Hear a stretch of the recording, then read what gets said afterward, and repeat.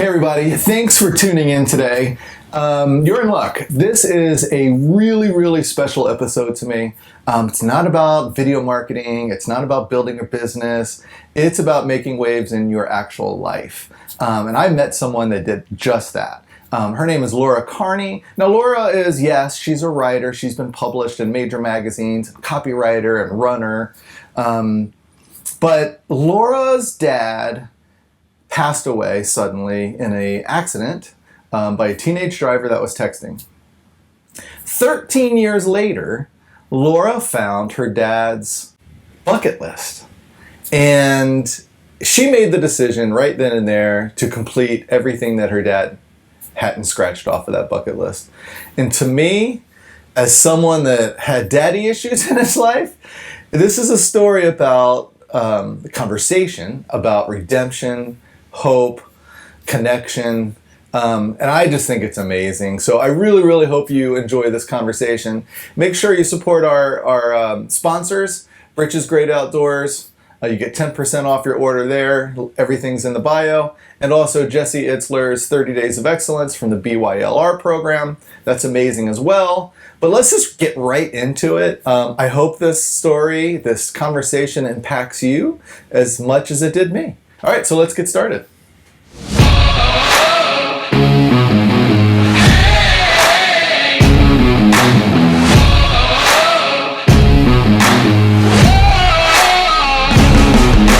So Laura Carney, thank you so much for being on the podcast.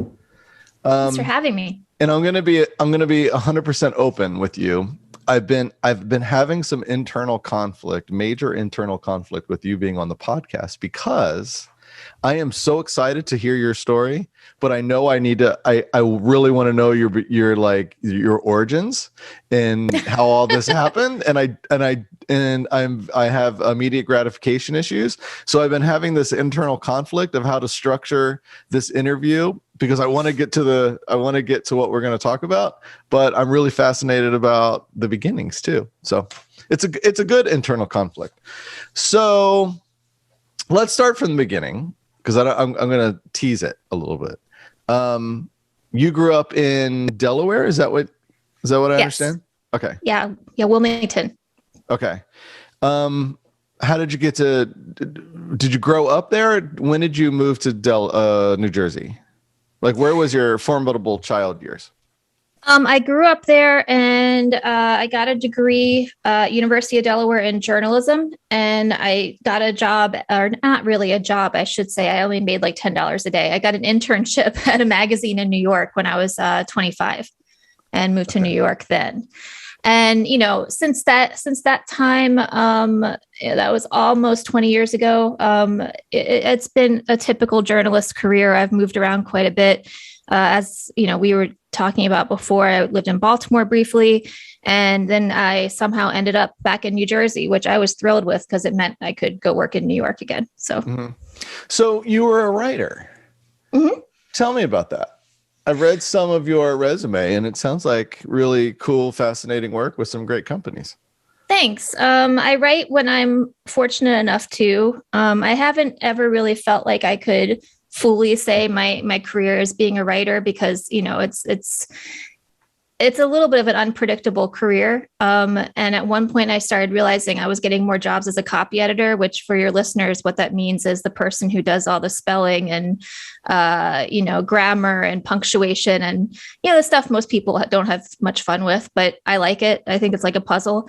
And that really was the area where I started getting hired full time for things. So my first job was at the Associated Press. That was as an editorial assistant, which, that is really not a fun job because you're just doing all the crap nobody else wants to do, but I was very fortunate to have it, of course. And it was also very exciting. It was right there in New York City. I've done a bunch of different stuff since then. I worked in medical journals. I worked in trade magazines, and I even worked at OK Magazine at a celebrity tabloid briefly, which, believe it or not, is really good for a copy editor. You get a lot of good experience copy editing those stories, and it was super fun.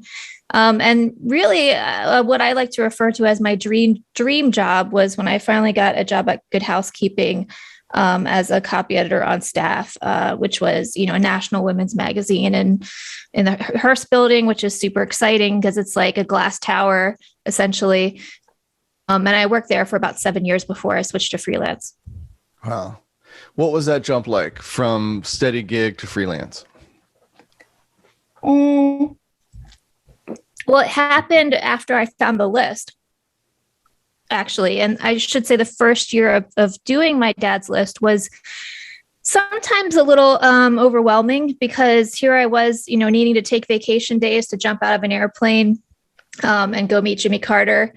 And I'm also still working until like 10 or 11 o'clock at night, many days in a row for like a week or 2 weeks every month. So I was a little strung out because those are just magazine hours. It's just how it is. And by the time they ended up buying another company and they started doing their business restructuring, and, that means some people end up being what they call it, redundancies. So people get laid off. And, had I not found my dad's list and started working on it, that probably would have been like my worst nightmare. I would have been like really upset about it. But when I got the call from HR, all I remember is like smiling in the elevator. Of course, it was like this very fancy, like mirrored elevator. And just being happy because I had just been given this permission to write a book about this experience I was having that, had I continued working the hours I was working, there was no way I would have had the bandwidth to do it. So, yeah. So here's a funny question. Did they pick up on your elation that, I don't know. I've talked about it enough times in interviews now that somebody will eventually. I don't know, but they were like a big supporter of the project though, because they published a story I wrote about it at the start of it. So, I had some big fans there and my editor even was helping me with like finding an agent and things like that. So the reason why I ask, so I own a video production agency here in DC. And prior to that, you climb the ladder of video production, television production and stuff like that. You start off as, a grunt, getting coffee. And then I ended up as a director editor, but running a division for a Fortune 500 media company. And, but I had started my company 10 years before I really went off on my own. And the reason why I went off on and I was getting more and more work. I would take sick days. I wouldn't even take sick days. Like they would call me and I was in San Francisco working and I'm like, yeah, I'll take care of whatever it is that you're talking about. But they never knew I was in San Francisco. Wow. So I was having this conflict about it. And 10 years after I started the company, HR pulled me in and said, we have, like you said, we're downsizing. We have redundancy. We're going to have to let you go.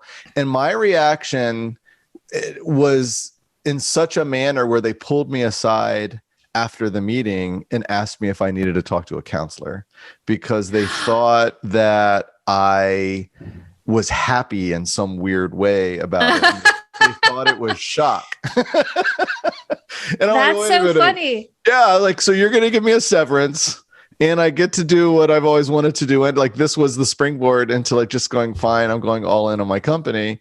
And it was great. But I just thought that was hysterical that, I never even talked to them. I know some people still there and they don't know that story, but all right. What a funny thing. I'm going to go all over the place. Tell me about your childhood. My childhood. I had like an idyllic childhood. I'm one of those people who's just really lucky because I had such a great mother and father. My mom was an elementary school guidance counselor. So not only is she like a good person, but she also just read books about how to be a good parent, and my dad also was a teacher and a writer. And also he mainly made a living as a salesman. He had a lot of different jobs, but they just were naturally very good people and good parents. My parents got divorced when I was 6. So that was the only difficult element of it. And my mom remarried and my stepdad and I haven't always gotten along. But otherwise, I have a great brother. I have 3 stepbrothers. Really good schools, Wilmington, Delaware, great friends. I would say pretty great. I was diagnosed with depression as a teenager, which was very challenging. Um, that's always hard for the whole family when that happens. And my father, I think, probably had depression as well, although undiagnosed. It wasn't like a fun experience that I only got to see him twice a week. That was really hard. But other than that, yeah, I would say I'm a very fortunate human being. Well, tell me about your dad. About my dad. He was just like a larger than life character, really. Where I seem probably a little bit more subdued and sobering when you first meet me, he would have already cracked like 10 jokes by now, like he actually was like, he was a comedian in a piano bar and was a performer. And that was just his night job. He sold advertising mostly, but he also was a liquor distributor at one point. He was kind of like an ideas person. He would go from like one job to the next, but there was never really any explanation like why that was happening. It just was like, when this is what he's excited about now. And he was also a really great writer. Like he wrote a book when I was a baby and self-published it. Just really, really intelligent. One of those people, I would say probably his most standout quality is that if you were in a room with him, even if you were like the quietest person in the room, you would have talked to him because it just made him more comfortable to make sure everybody was happy, to make sure everybody was okay. Yeah. And just a really great dad. My brother and I really were kind of his only family because he never remarried. He had girlfriends once in a while, and we sometimes saw his brothers. But yeah, he was very present, in a way that you wouldn't expect someone who's like that to be. But he just really was with us. So, yeah. I think he was very intentional about being a father. Okay. Would you describe him as like a Renaissance man? Oh, totally. Yeah. Perfect. You just summed up what I said in like 1 minute.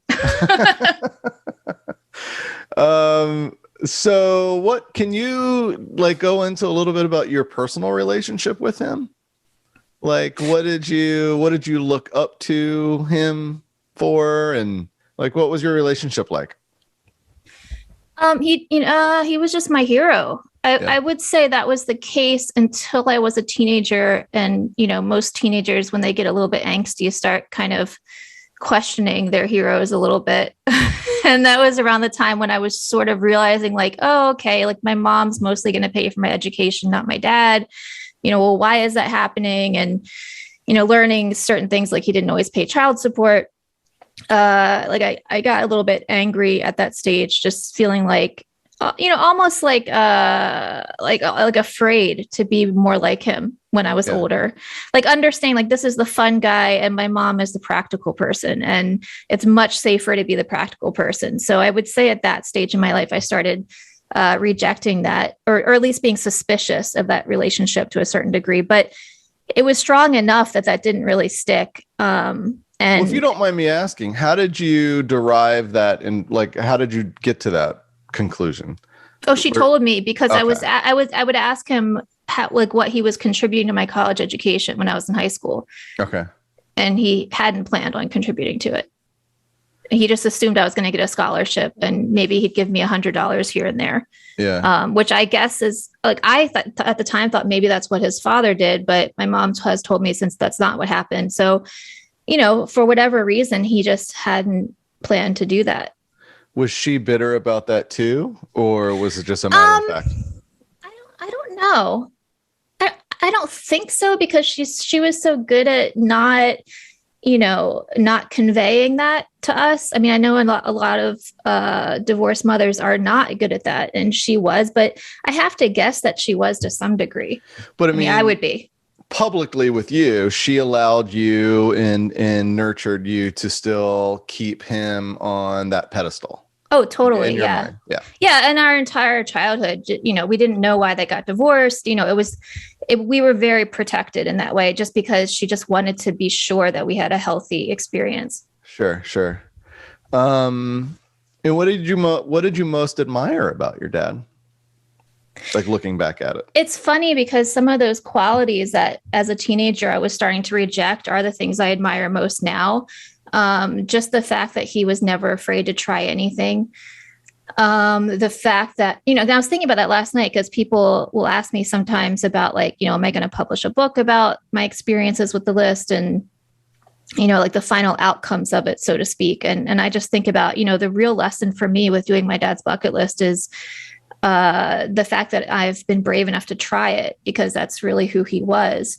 And he wasn't afraid of being the fool, so to speak. And sometimes that works out and sometimes it doesn't. But I think once you get to a certain stage in life as an adult, it becomes so much more challenging to be able to do that. And he never seemed to have an issue with it. Yeah. And the other quality I think I love the most about him, which, is another thing I was certainly challenging when I was a teenager, is that he was a big proponent of thinking for yourself. As I said, he was very well read. He was very literate. He was a big fan of Napoleon Hill and the idea of law of attraction, and which, people knew about even back then. And he would just, I have found since he died, I have found these like statements that he wrote to himself of these intentions for his life, and like, I will do this and I will do that. God help me, and he also he had a very strong faith, regardless of whatever difficulties he experienced in his life, he really never lost his faith in God. And I think that's really important. So he passed away. He died in a car accident. How long ago was this? It was when I was 25. I've been trained though to always call it a car crash because the person in question was on their phone. So like, it wasn't like accidental, like they made the choice to use the phone, but yeah, it was 25. Okay. And obviously complete shock, right? Yeah, it was horrible. I was devastated. Where was your relationship with him then? It was great. I had just moved to New York for the $10 a day magazine internship we were talking about, and everybody thought I was crazy, but my dad was just like, yeah, you go. It's like, that's what I wanted to do. This is awesome. See, you're painting a picture of your dad, which it makes me wish I knew him, Aww. So like when everyone thought you were crazy for going for to New York City, dealing with all that, what comes with that. And then for a $10 job, he was probably so proud of you for doing that. Oh, sure. Yeah. Yeah. But what's really interesting about that though, is I had this last lunch with him, which was by myself. And I say that because I actually did have a second last lunch with him where he met my husband for the first time. And he actually died 5 days later, which is always like freaks me out a little bit. Because my husband and I had just met that summer. But at that lunch where it was just me and him together, he was talking about that and how excited he was for me for what I was about to experience. But what he told me was that it was always for my brother and me. And keep in mind, this is a guy who was just always like forecasting my career and my brother's career. And, he used to say like, oh, well, you're visual and you're audio, because my brother was a singer and I was an artist, or he'd say like, we're going to have a business someday. And my brother was going to be the accountant and I was going to be the editor. My brother did a show in high school. Oh, you're going to sing on the Ed Sullivan stage in New York. Like, he was very pie in the sky kind of person. He had dreams. Well, yeah, he was good at noticing talent. I'll put it that way. He should have been like a talent scout or something. But so he was always talking about that. But at this one lunch, he was like, it's really your kindness that makes me the most proud. And for my brother too. And I'm going to get emotional talking about this, but he said whenever someone came up to him and said, oh, I saw your Laura, or I saw your David, and they were so nice to me, he said that was the thing that made him the most proud. So, I know it's like strange that that's one of the last things he ever said to me, but I've always held on to that. I think it's awesome. So, I have connected to your story and we haven't really even gotten into it, which I'm so excited about.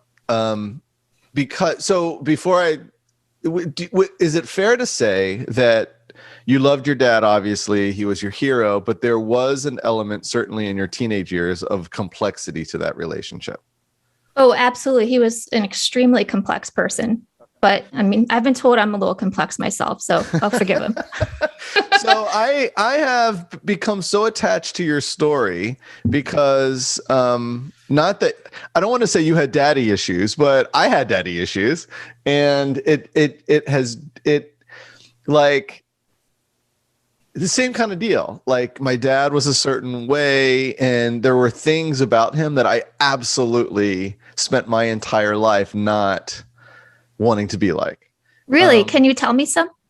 Yeah. And you know what? I've just now gotten to the point, and I haven't talked to my mom or other family members about their reaction to some. So again, this podcast is really about how people made, and it's mostly like, I always set this up as, how people, whether it's, business titans or, artists or writers or, we've had, Grammy winners and Oscar winners and New York Times bestsellers and major business moguls and just everyday awesome people, how they made how they made waves in their lives and careers. But inevitably we talk about real life in the podcast. And sometimes it's, life isn't pretty. So this is the first time I'm going to say this, so I'll probably catch shit for it. But, we'll only say what you're comfortable with. No, I know. But the difference between our stories were that the shortcomings of my father were provided for me by other people. Okay. So I was, it became very clear from them that they voiced their opinions on his shortcomings to me, which in retrospect was just a really not cool thing to do. So he was my, hero by far. But, back then, so my parents, my mother was married prior. She had 2 daughters, my stepsisters. This is probably the first time in my life I've ever called them my stepsisters or half sisters. They're my sisters. So he walked into a marriage where he had somewhere around a 3 and a 5-year-old already. And he worked 2 jobs to put all of us in private school. And, so when I would ask him, hey, let's go out and throw the ball around, it rarely was, okay, let's go. It was, I got to watch TV, or I got to finish this show, or I'm tired. Or now that I'm older, I get it. Like, he was working 2 jobs. He was exhausted. He didn't necessarily have the best example of a father, parents. So I understand now, but back then it was just, that was like, I'm never going to do that. I don't want to do that. He had a little bit of a temper, never got physical, but just reacted in a knee-jerk kind of way. And that's one thing that I struggle with. And every time it's just like, damn it, Dad, I'm trying to, so he passed away in 2012 of cancer. So I'm sorry to hear that. Thank you. I really attached myself to your story because it was, we didn't talk for 12 years. It was one night that my parents, I got home at 3:00 in the morning. I was 17 between the summer of high school, finishing high school, and then college. And I came home one night late, just hanging out with friends. He pulled up right behind me. I could tell that it was just kind of a different vibe. And they decided they were getting divorced that night. Next day he moved out.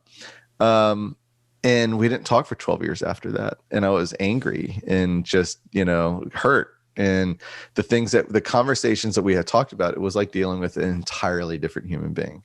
Like it was like he flipped a switch and became this kind of angrier person. And I get it now, what he was going through with my mom and I guess other personal things.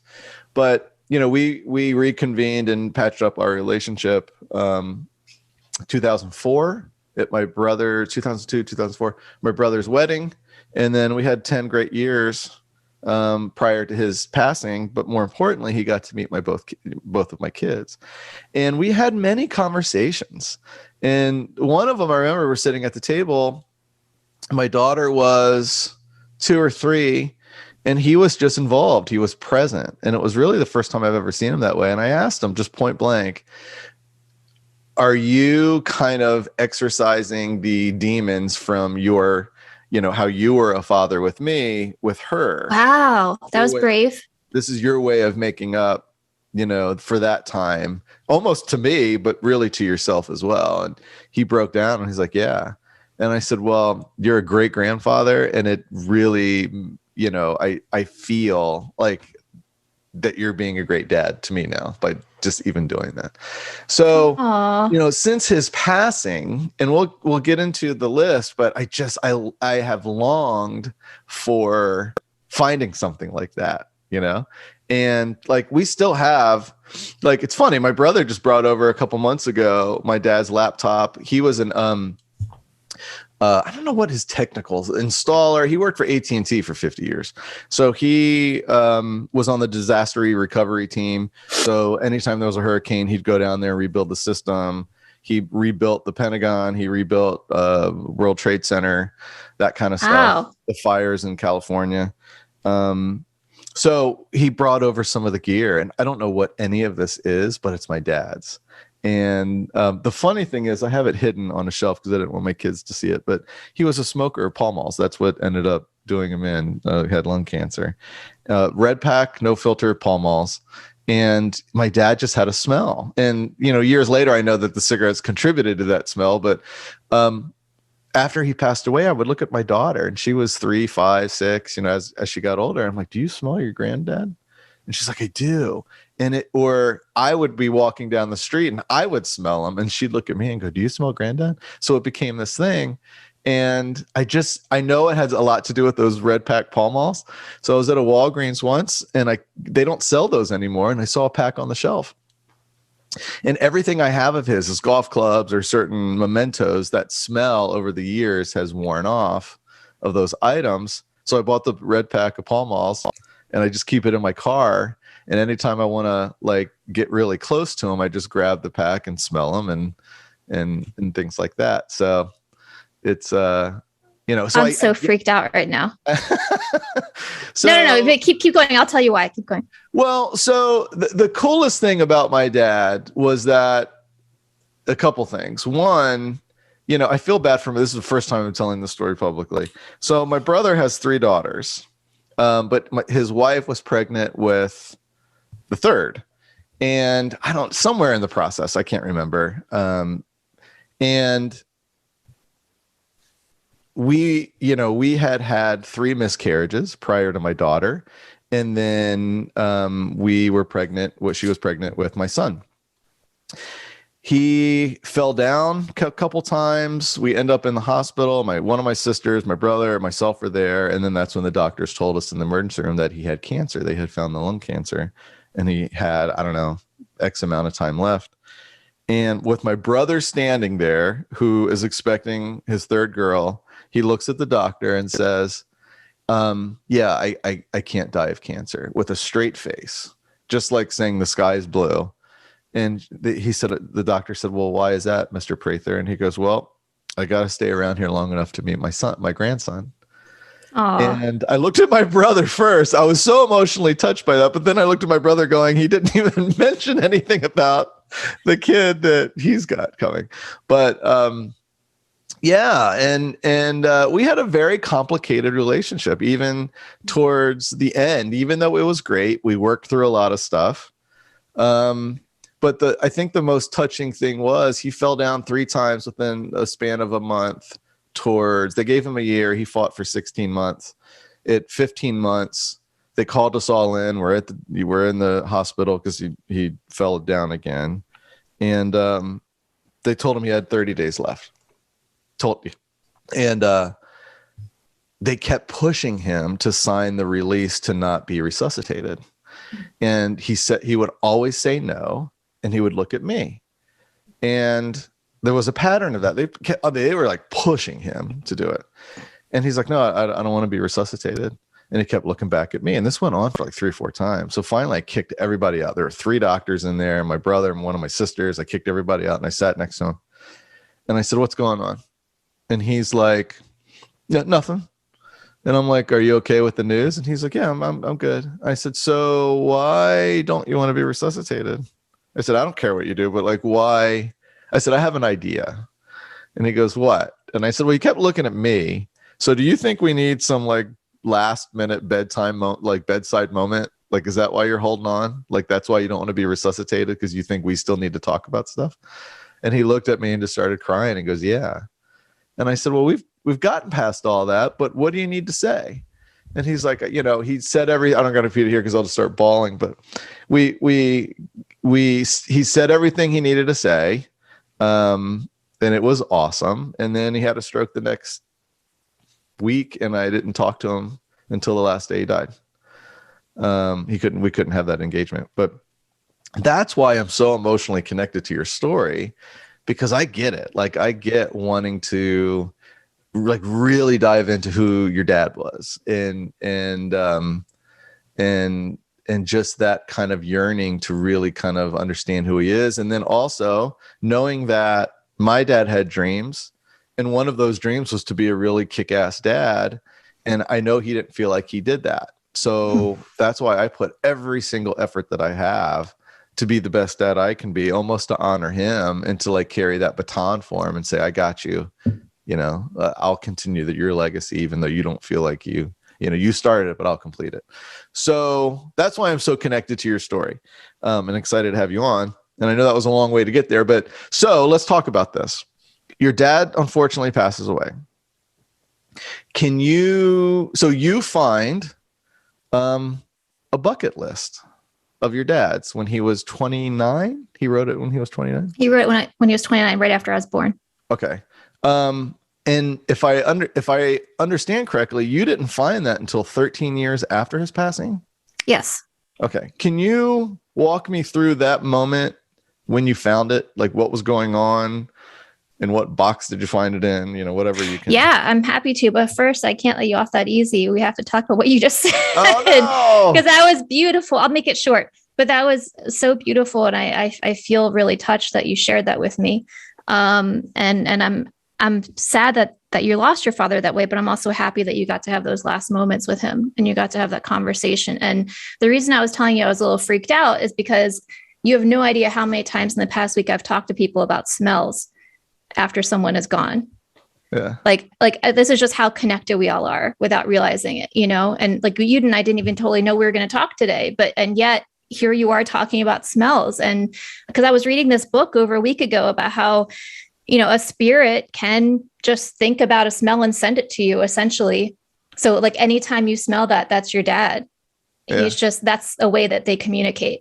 And I just think that's incredible, because a cousin of mine is trying to conceive and all of a sudden smelled my grandmother. And I'm like, yeah, that's a real thing. I've smelled my grandmother a couple times too. So I just think that's such a cool thing. It's weird, right? And it will happen out of nowhere. I don't know. And it's like, they're just thinking of you. The crazy thing for me was my daughter, in that, I remember 5 years ago, she's now 12, but like, I remember being in a little beach town in Maryland, walking down the street. We just got out of the car, walking towards the beach. And I remember like it was yesterday. She looks up at me and goes, I smell granddad. Mm-hmm. And I was just thinking the same thing. And the two of them had such a amazing relationship for me, a 3-year-old granddaughter that just adored him, and he adored her. And in part, I kind of led into why he was looking at that as a second chance, but he was over here all the time. Just wanted to spend time with us all the time. And it was great. It fixed a lot of the issues that I had with them. And, my son just talked about him this morning. Like, I made a conscious decision to talk about him every day because, one, I wanted to feel that he was still here because I felt that I was robbed. I'm going to tell you a little, he smoked ever since I was born. He smoked 50 years. And, how I know my kids, it could be July and they're writing their Christmas list and they give it to us and then they revise it and amend it 1,000 times. But that sucker exists. I never did that with my dad. The only thing I've ever asked him in my entire life, birthday, Christmas, was to stop smoking. It's the only thing I've ever asked him. And he never did.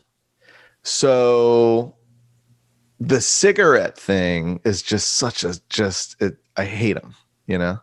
It's like something in you knew, right? It's really weird. You try to prevent it. I had this fear my entire life that was going to take him away from me. That's so crazy, because I went through something similar.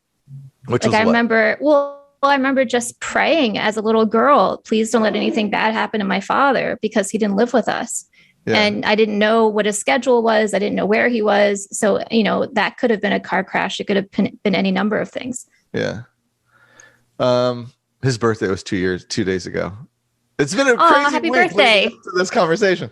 But yeah, so it and I made the decision of I'm going to talk about him all the time with these kids, because my son, and what he brings up about granddad is he feels robbed that he didn't get that same relationship that he hears about that my daughter had with him, because he died when he was 10 months old. And I keep telling him, dude, you were the one thing he kept thinking about through fighting cancer. And I said, I got to tell you, you are the reason why he lasted 16 months. They didn't give him anywhere near that amount, but it was you, because he fought every day to meet you and to see you. And, for me, that's what he thinks of his grandfather. His grandfather fought for him. So he brought it up this morning. And we talk about him as much as I possibly can, and just the fun times. And we'll go over there to his grave and just kind of chill out. I mean, a couple times a year, and just talk to him. For me, it keeps him alive, it keeps his memory alive. It's like he's still here, and we're just, waiting for a visit kind of sometimes. And sometimes it sucks because there's things I want to ask him. And there's a lot of questions I have just about everyday stuff. Like, how do I rewire that thing? And, he would be awesome to hear that. And just yesterday we had a HVAC guy at the house, and the guy goes, well, I think there's something wrong with your thermostat. Who installed this? And I looked at him with a big smile, and I said, my dad installed that. And he goes, well, there's something wrong with it. I said, he goes, he must have installed it right. And I said, sir, that's been installed for 12 years. It's not. That he put that in perfectly fine. And we come to find out a prong was bent because someone, probably my daughter, it's one of the kids, shoved that thing back in. But it's little stuff like that. He'll pop up in a day-to-day life, and it just, makes you feel good. I mean, you can ask him questions, Yeah. You can, I mean, it's a little harder because you're not going to hear an answer out loud. Yeah. But you can always say something like, hey, send me something. Send me a sign that you're okay. Send me, and you'd be surprised what might pop up. It might not be just a smell. It might be something else. Yeah. I mean, it's just something you can try if you feel like it. I have. I talked to him the other day on a walk. I was having an issue with one of my kids. That's great. And I was like, why? Why am I doing this?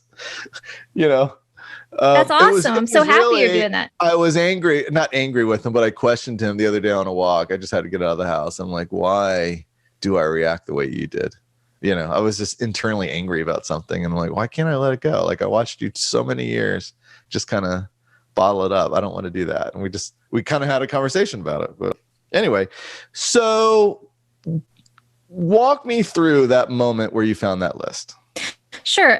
Well, and to segue from what you just said, I think a lot of people go through that. I know I certainly did, where you just sort of decide once you're an adult, like, I don't want to be these things. I don't want to be like my dad. Like, I don't want to make this mistake. I don't want to make that mistake. And what I have come to find is that when you think that way, it's sort of like the what you resist persists kind of thing. Like, you tell someone, don't think of a polar bear. The first thing they're going to think of is the polar bear.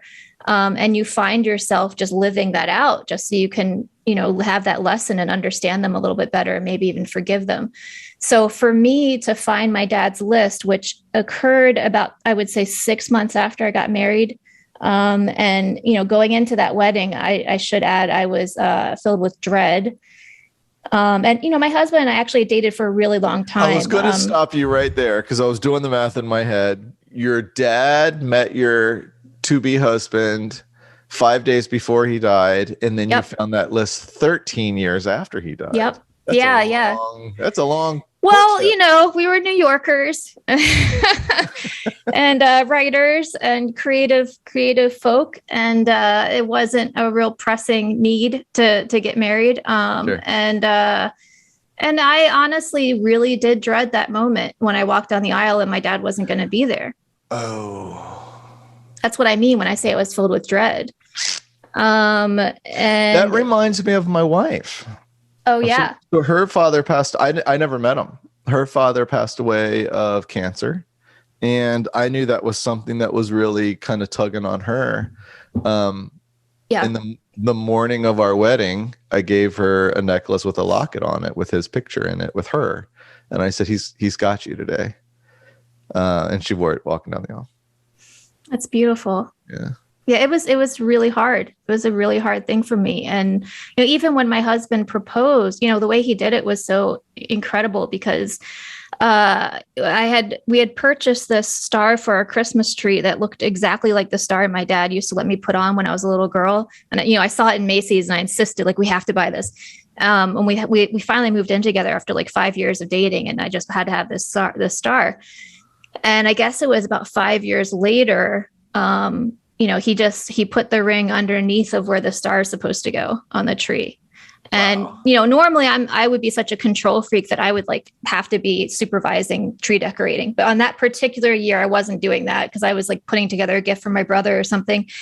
And I just let him do it. And then he's like, "Oh, I saved the star for you." And that was how he managed to incorporate my dad. That's awesome. And this like beautiful light came in through the window and bounced off the star, and so other than that, though, I really struggled for many years to feel my dad's presence, to feel like he was still around. And, we're talking about smells and, I would hear a song once in a while. I have so many songs I associate with my dad, with him being, so into music and a singer. But other than songs or, a smell or he died on August 8th. So for a little while there, I would see like 88 everywhere. I really didn't I really focused on the fact that he was gone and that I had like been robbed of something or I had lost him. And, at the same time, sorry, go ahead. In your particular, I don't mean to interrupt you, but you were, because this wasn't like he had cancer and you had time to say goodbye or he had old age. He was taken away from you from a distracted driver. So, well, you right? can look at it like that. I think that's a logical conclusion for a person to have, and so it makes sense that I had that conclusion. And on top of that, if it's a tragedy like that, what I've learned is that when someone dies tragically, besides the grief that you have to process, you also have trauma, because there's the shock and it's scary. If a person dies in a violent way, that's scary. So you have to get through that first. And I didn't know that at the time. Having been someone who was diagnosed with depression as a teenager and gone through like 7 years of therapists, I was adamantly anti-therapy after my dad died, for better or worse, probably for worse. So I really just wasn't getting the support, because I was like, I'm not going to be labeled. I'm not a victim. That was my whole thing when I was 25, of course. But, I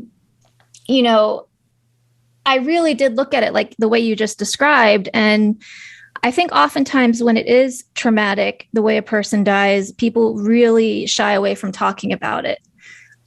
So I didn't feel like, and also, like I said, his only family was my brother and me, essentially. We weren't really with other people a whole lot. So my brother was all I had as far as like celebrating this person's memory, talking about them. And I mean, we were just kids. So how are we going to do that? How is this person going to live on if like we're both traumatized by what happened? So that was really hard for me for a long time, because it was this weird paradox in that here was this beloved man who had like this huge funeral. Most of the people I'd never even met before. It was very like, I don't know if you've seen that movie Big Fish, but it was very like that. And yet I didn't know any of them, like I didn't have connections with any of them. So it was like this big incomplete thing that had happened. And right before my wedding, I was working at Good Housekeeping one day, and this magazine article showed up on my desk, and it was about distracted driving. And I had never even associated what happened to my dad with that. I had always thought like, oh, it's just a fluke what happened to him. And much like so many other things in his life, like someone said to me, oh, his family's cursed, so it's like you associate meaning with what happened because it's such a meaningless thing. And I think that was one of the things I really struggled with too, because my dad was he was such a meaningful person, so it's weird to feel like someone is disposable in a way, and to have to now look at life that way as a 25-year-old, it kind of altered the way I was experiencing my 20s. But when that article showed up, it occurred to me like, oh, right, the teenager was on the phone. Like she had just made a phone call because she was lost. Like she had just gotten off a highway in Pennsylvania and I have to assume, because I remember being a teenager, I have to assume she was late for something and was probably like freaking out and like, I need to make sure I get there. And, just ran right through the next red light. And that was how it happened. And when I read the article and learned about this man whose daughter was killed by like a truck driver, like reaching for his phone essentially while she was in a crosswalk, I just thought I have to call him. I'm supposed to meet this person. And I was terrified to do that. Meet the man, his name's Joel Feldman, the guy who lost his daughter. Yeah. Okay. And that's who the article was about, that I was, for whatever reason, supposed to copy edit that day. So I did, and he encouraged me to come into a high school with him and talk about how I lost my father. And it was really, really hard for me to do that because, one thing I learned very quickly in my 20s is don't talk about this, because I would be out at bars in New York trying to make friends and very quickly would alienate people because they were scared of what I was describing that had just happened. Mm-hmm. So to finally, even every place I worked throughout my 20s, I was really committed to making that dream still come true because my dad believed in it, and I just was like, I can't give up. Like, I didn't even have a full-time job when he died, but I was like, I have to stay in New York. So I did. And I really felt like had I not done that, I wouldn't have been sitting at Good Housekeeping reading that article that day. So I started to get involved with some of this activism. I started learning about what distracted driving is. And quite honestly, a lot of the time I felt like it wasn't really representing my dad very well, what I was doing, because I just kept talking about that moment when he died, and because that was meant to teach people, hey, this is what happens, like, don't do this. And I just kind of felt like, I don't know, there was just something about it that made me feel like he was like a face on a milk box or something. And like, he was so much bigger than that to me. So by the time I had started to walk down the aisle, I'd been published as a writer in multiple places, essentially writing about him and his death. And there was this very strange thing that happened because I had been pitching stories about other stuff for a couple of years, but for some reason, whenever it was about him, people would say yes right away. Like they might say no if it was, I don't know, a recap about a TV show or something that I was doing. But if it was about him, they're just like, oh yeah, we definitely want to publish that. So I guess basically I just started learning, okay, so when I let myself be vulnerable and I tell this story that needs to be told that I've been hiding for 10 years, that's when I get published. Maybe like there's something to that. And I also would feel, I would go to these conferences with other families, oftentimes they've lost children.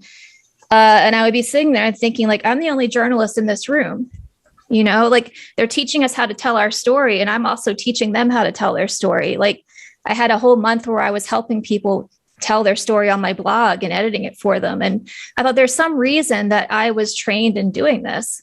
And this happened to my family, like that I need to figure that out. Like, what is that? So by the time I walked down the aisle, I had already been published in a few places. I was about to be published by the Washington Post.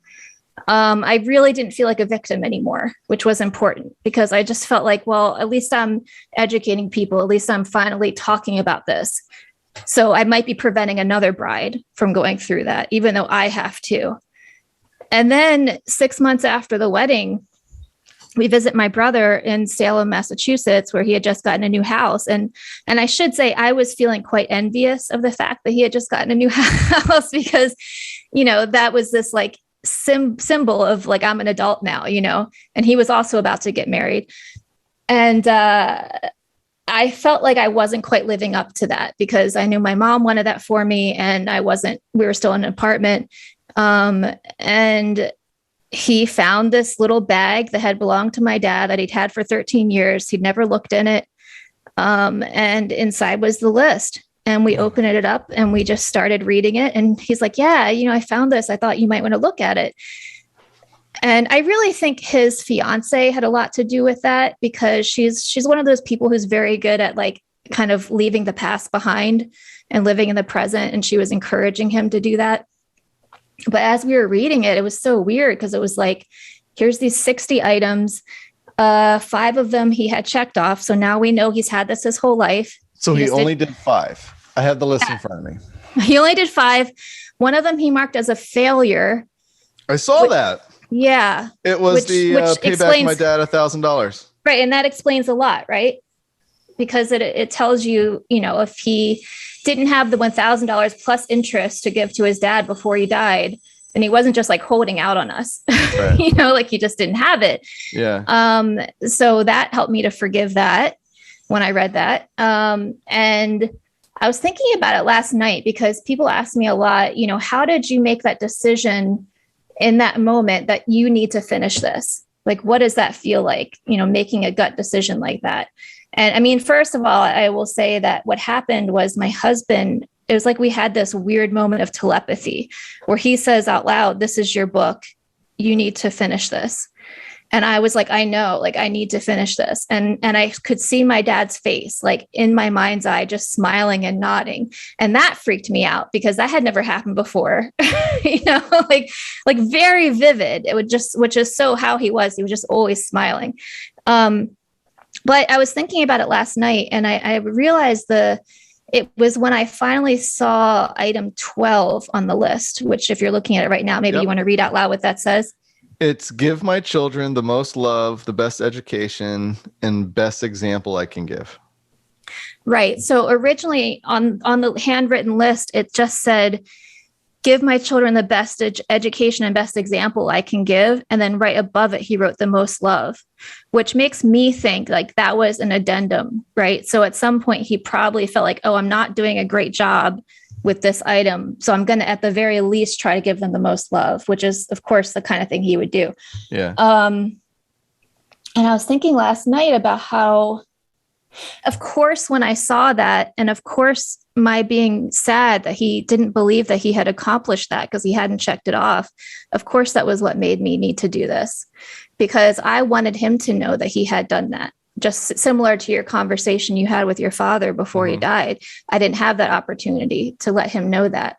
And really, that's what the list has been. It's just that I needed him to know that he had done that because only a daughter who felt that way could take on something of this size, And then the other cool thing I realized was, in a way, when I started this project, I felt very conflicted about it. Because like I said, it was this like, snap, gut instinct, got to do this. At the same time, I thought my mom's not going to like this, because my mom's the practical one and she wanted me to buy a house and have kids and settle down and start quote unquote, start my life, even though I'm 38 at this point. And I felt like, in a way I had already started my life and this incredibly tragic thing had happened. So it doesn't really make sense that anyone would think, oh, I'm going to have this normal life now. And like, cause I had to process that and I really still hadn't. And, she already knew about the list. She's the only person who knew about it. She did? Well, yeah. Cause she said she found it in a drawer when I was a baby and was like, what is this?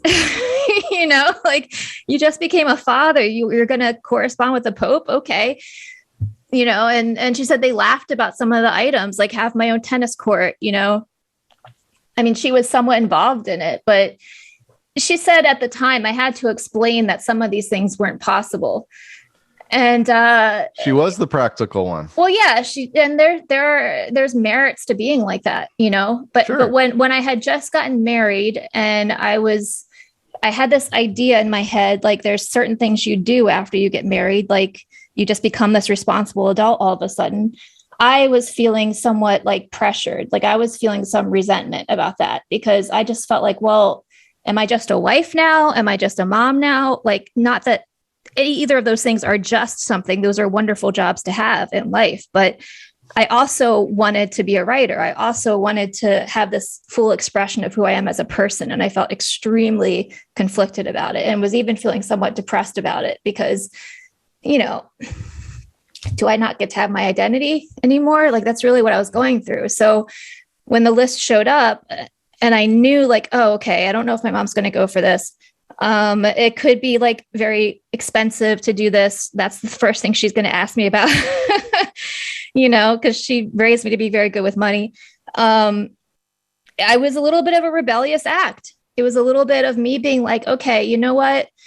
My whole life, I have believed that the way my dad was frivolous and irresponsible. And I'm going to be that now. I'm going to be that guy. I'm going to be just like him, literally to the point of following his dreams. And that was scary as hell. Was that meant to reconnect you to him, to keep him alive, to I don't want to say justify his existence, but almost justify his carefree way of being and kind of validating it in some way? I don't know. I mean, you'd have to ask God, I guess. Yeah. I don't know what that was meant to do, but what I think in my heart it was meant to do, you know, now that I'm 5 years into this project, you know, it is similar to what I was saying. I was just thinking about last night.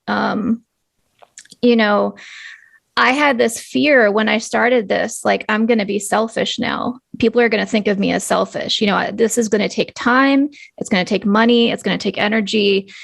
That's not what a newlywed woman's supposed to be doing. You know, like, and I was going to have to face the fact that the times I thought my dad was selfish. Okay, now I'm going to be that.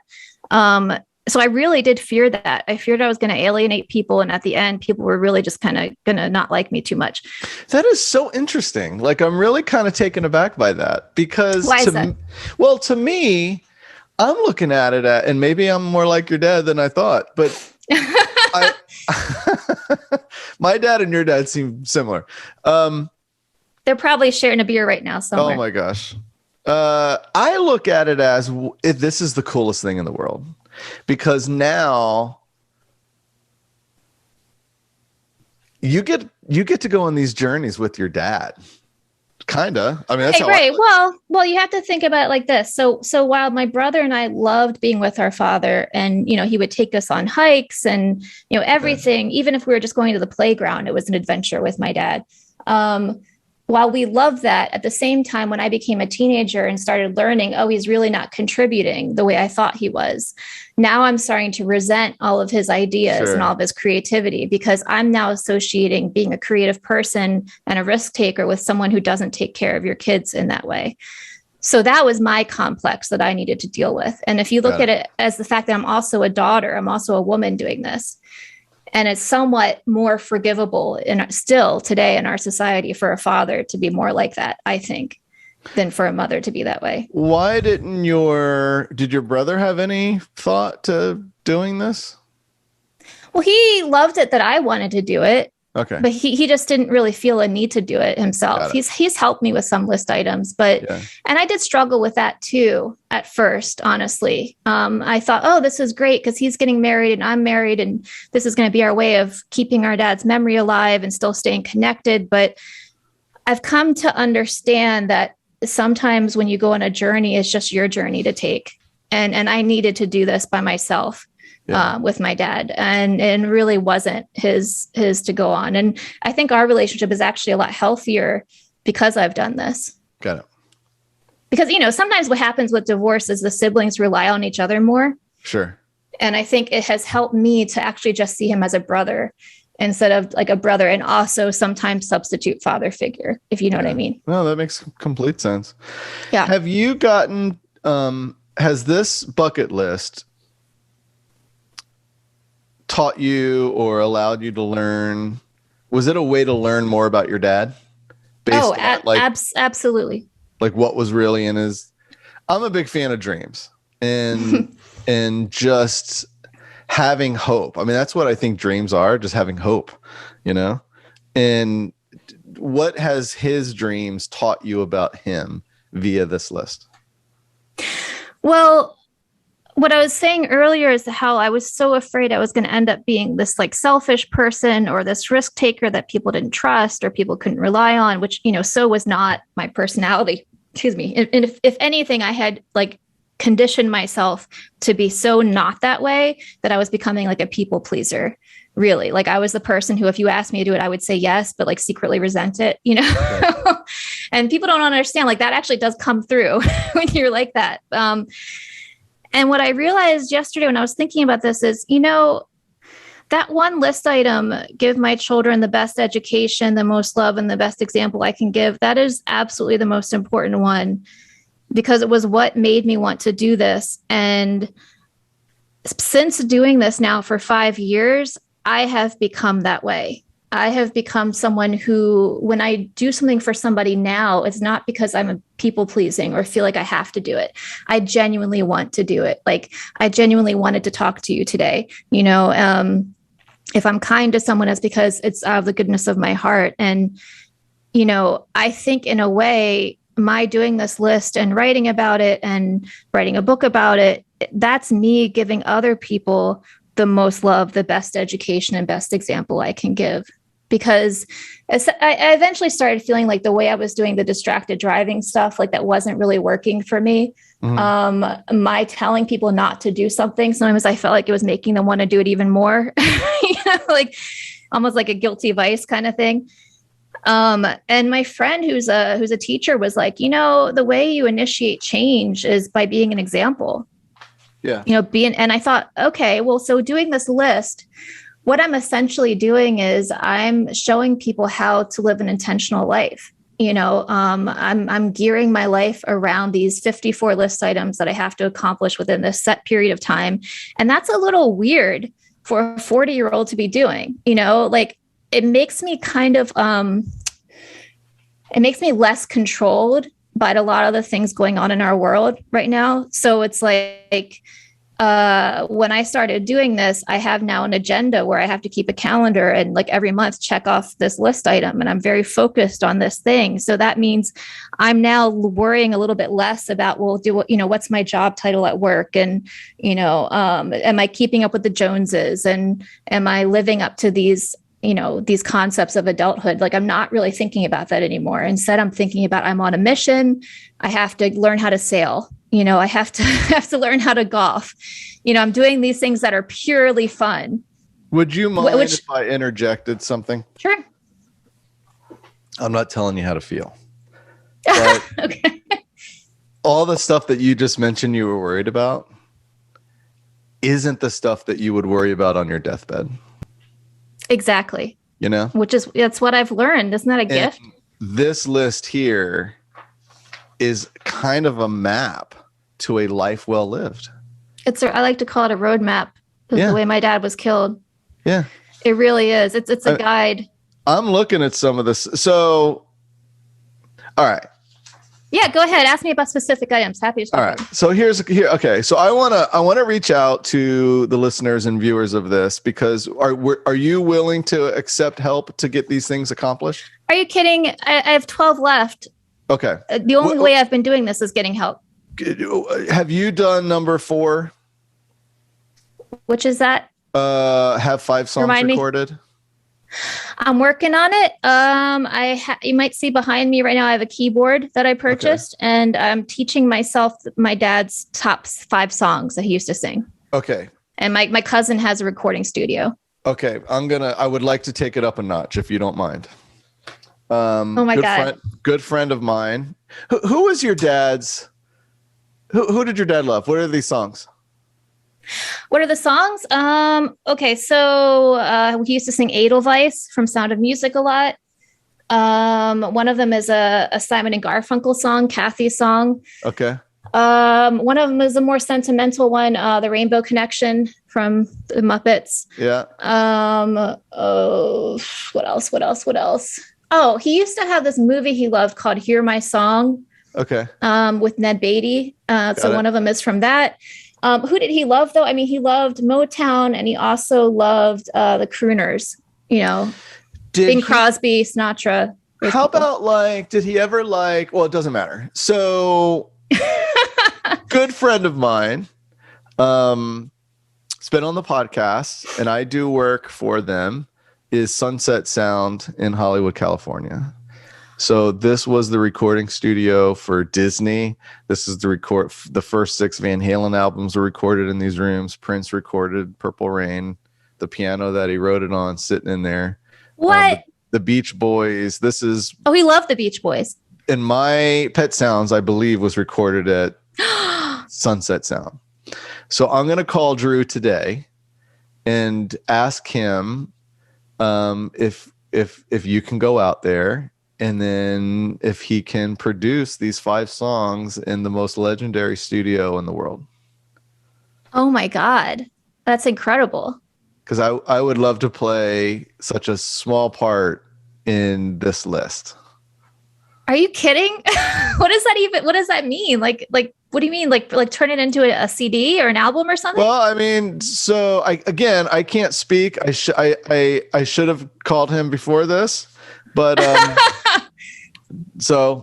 but there's been times where, so I'm a musician, clearly. Yes. And there's been times where he's, hey, when you come in, if you want to record some stuff, I'll produce it. So I'm going to call him and see if I can get you a session there where he sits down and records these things. And if it's a go, I can only imagine the piano that you would be using is the piano that Prince wrote Purple Rain on. My cousin's going to lose his mind.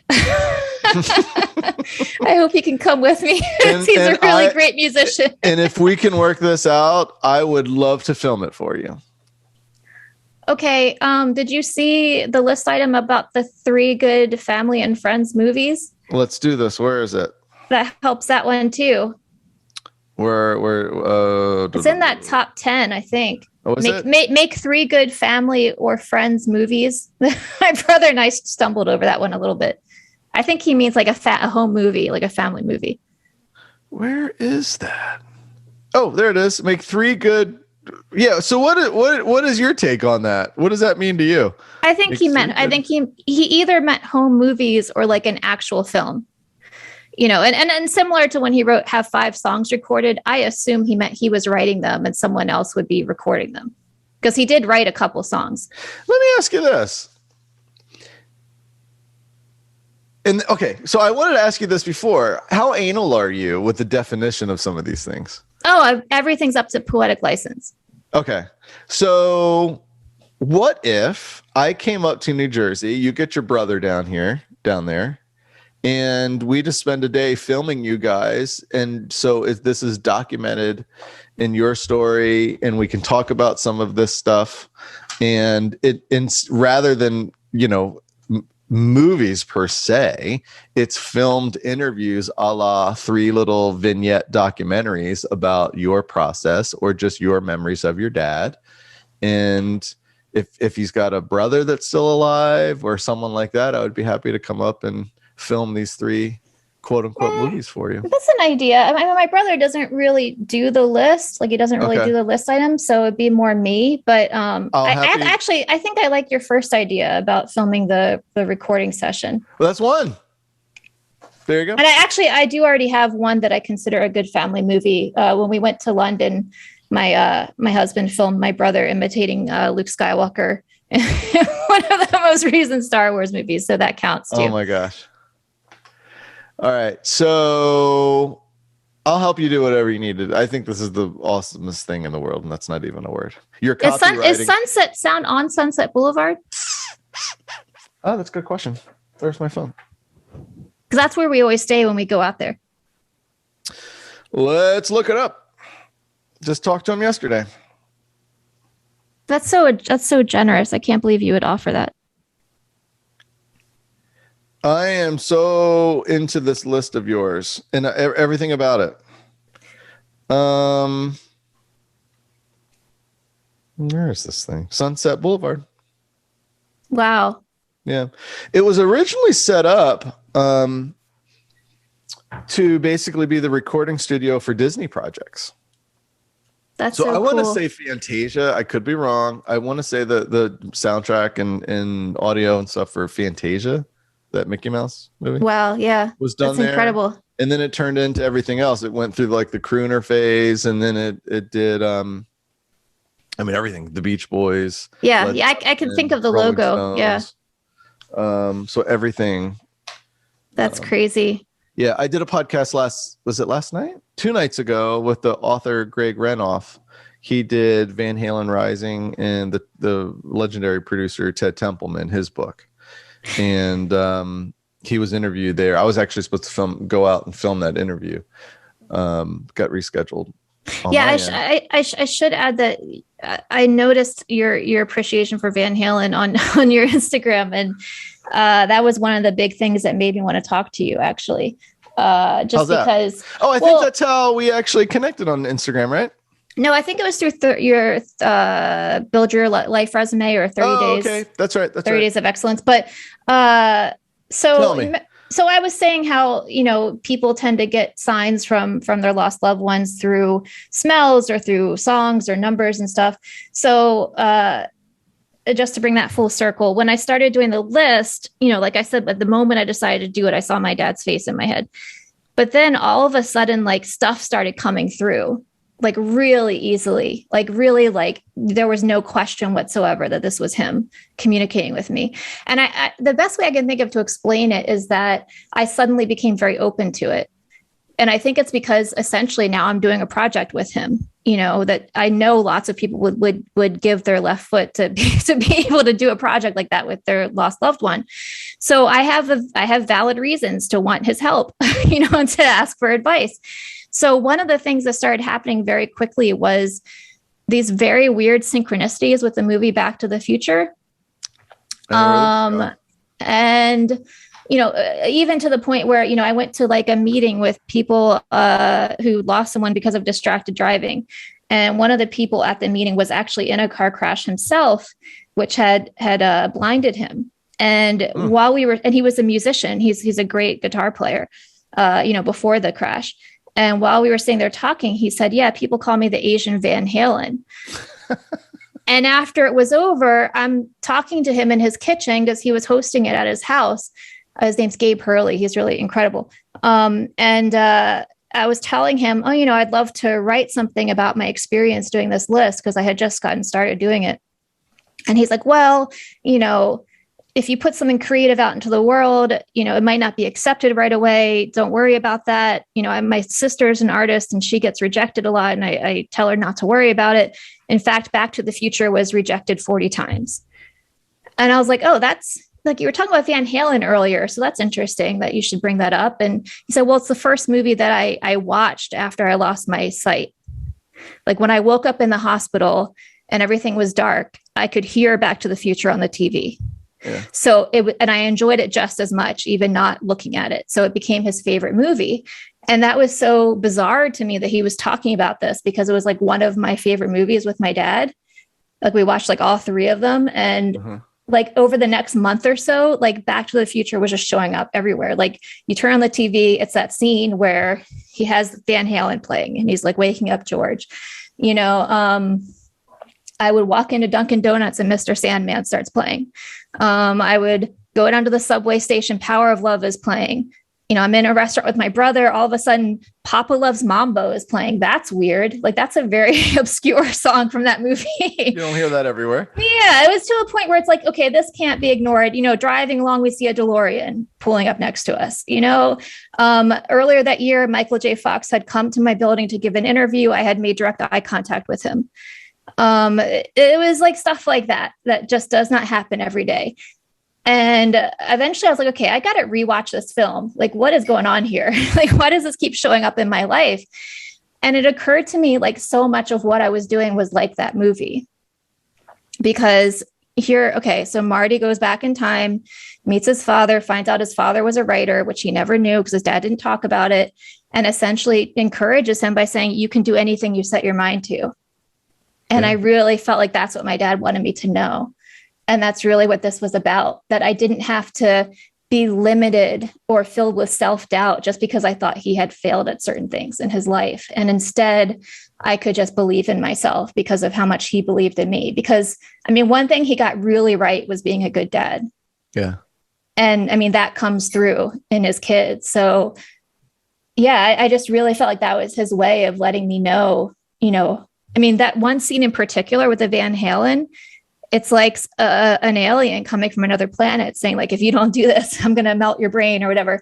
I mean, to me, that was like my dad, like my dad's spirit is coming back into my life and saying like knocking some sense into me, really. And just saying, like, stop thinking you've lost something, stop thinking you're a victim. You're not. Like, in other words, if we tell ourselves as we go through life that we've lost something that other people have, we're not really getting anywhere thinking like that. And Right. Instead, what we need to be doing is focusing on what we've been given.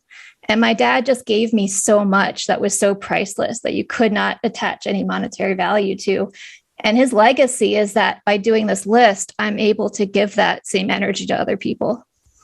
It's so funny you say that, because I feel like I can leave this conversation and go do anything I set my mind to, because I feel so inspired by you and your story and your dad, and I've never met him, and it's just it's very moving. I feel like I'm like this in our whole conversation. I'm on the verge of laughing or tearing up. Like, it's either one or the other.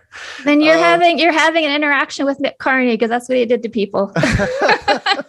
Well, there's so many levels to why I wanted you on. One of them is some of those awards back there for the stuff that I've done.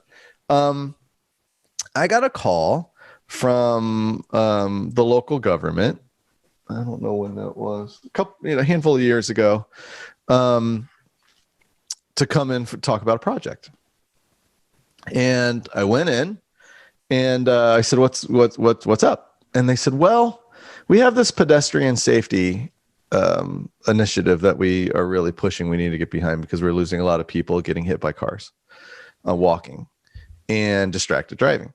And we tried to do a video to really geared for pedestrians to keep eye out on vehicles.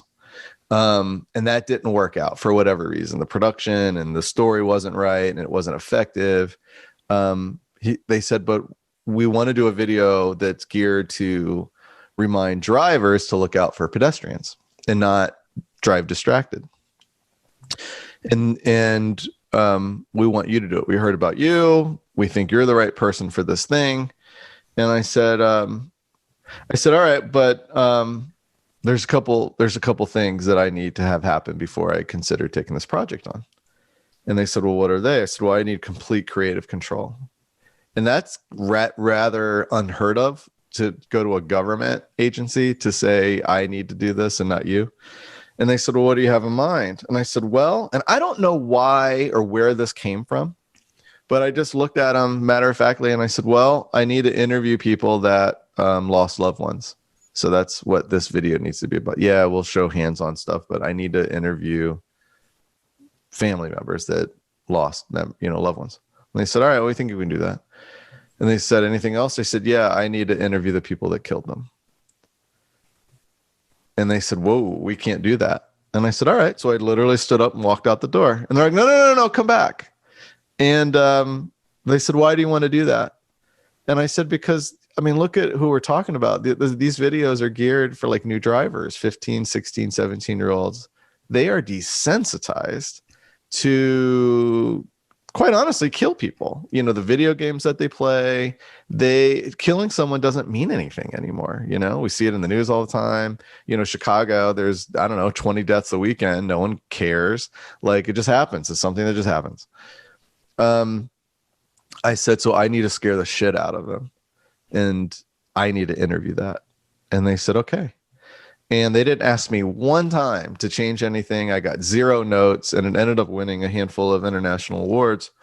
And to me, I've been connected with that distracted driving scenario, or situation in that way. and it's something I'm aware of. And the sad thing is we all do it on one way or another, whether we change Not the me. radio station. Yeah, of course. Oh, well, But the radio station's actually okay. but so It's more about there's a cognitive load. yeah, but I would argue though, so one of my earliest memories as a child, I shouldn't say memories as a child, but one of my formative memories was that my sister lost her best friend when she was 16 because she was playing with a radio dial and killed herself by accident, Mm-hmm. And so it's funny. It's always had that I'm kind sorry of, to hear that. yeah, parallel in our life. I only bring that up just because part of my training was that it gave us this chart that showed us literally, what are the levels that are too difficult for a person to handle. So it's sort of like you really can't compare making a phone call or texting with turning the dial on the radio because it's a lesser cognitive load. And that's part of how they try to educate. But at the same time, as you just described, of course, that can happen if someone is turning a dial on a radio. Well, I mean, I look at it as now with the state of vehicles as they are now. Like I have a Jeep Grand Cherokee, everything's digital on this big monitor. Yeah. And you got to navigate that monitor to even get to the radio. And there is that cognitive load of, okay, shoot. It's too much. It's too much. You should be in park to do it. Yeah. It's car makers have found all sorts of loopholes to have their stuff in there. And it's really too much for a person to be able to do. Well, if we can stop that, I'm so hesitating to say something. And I don't. Well, so here's the thing. But before you do, though, let's say one thing really quick. You said if we can stop that, which is sort of, if you think about the word "stop," that's like a negative word, right? That's almost like you're holding your hand out, saying no, no, no. Yeah. And that was sort of what I was doing before I started doing my dad's list. Okay. And one of the things that the list doing that has taught me has been about saying yes.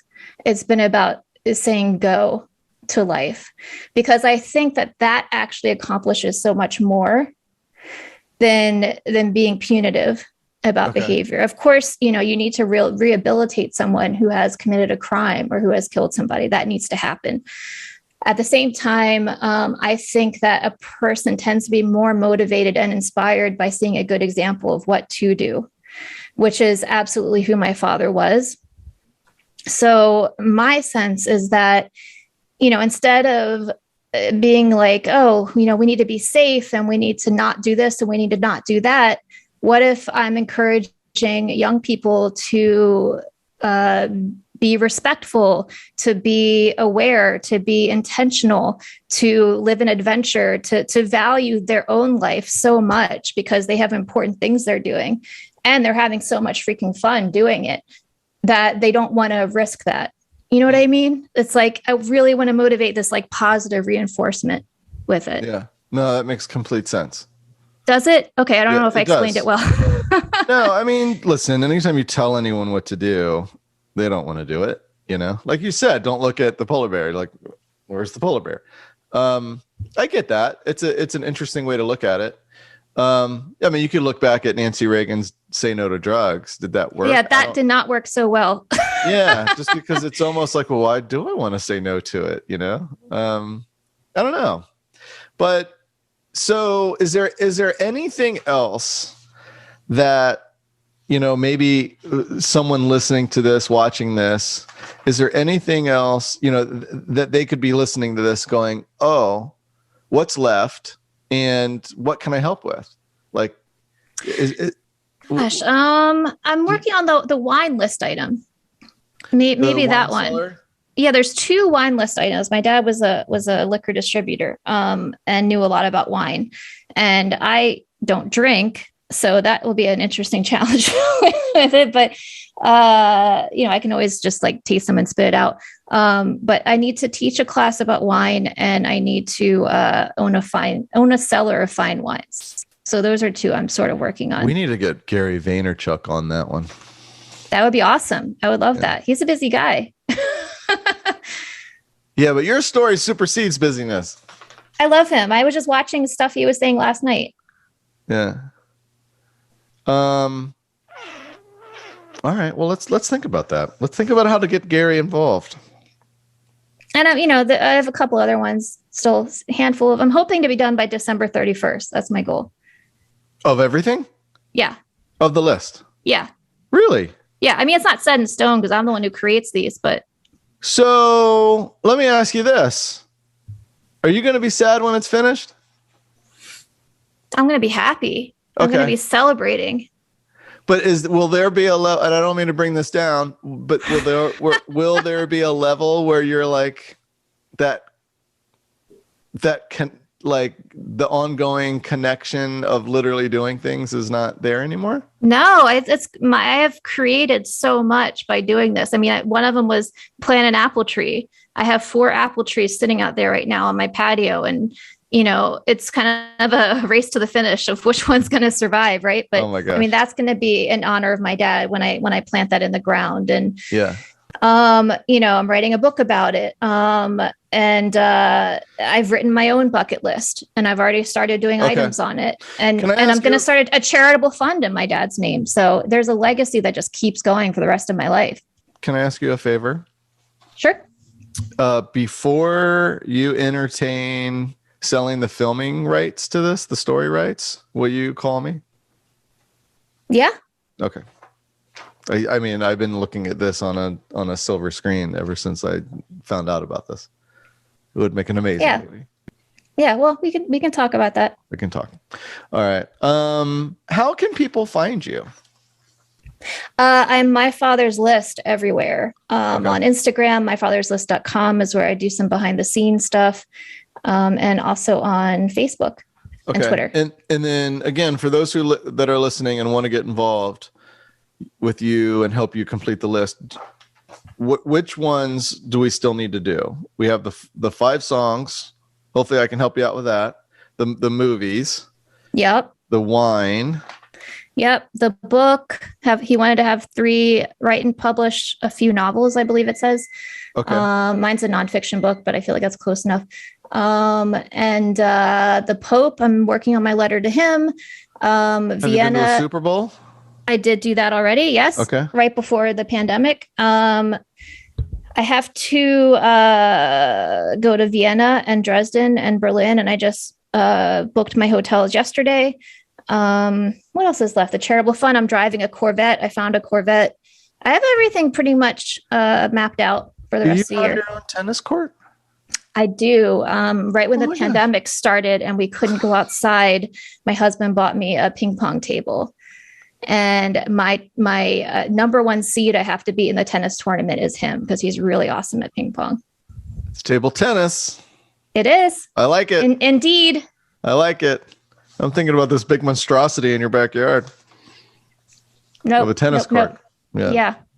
All right. Well, this is, you know what? I can't tell you how much this conversation has meant to me. I'm so glad we connected online and we were able to talk, and hopefully I'll have good news for you about your recording session very soon. That's so exciting. Thank you. Yeah, you bet. So nice meeting you, and thanks for sharing your story too. Oh, well, thank you for listening.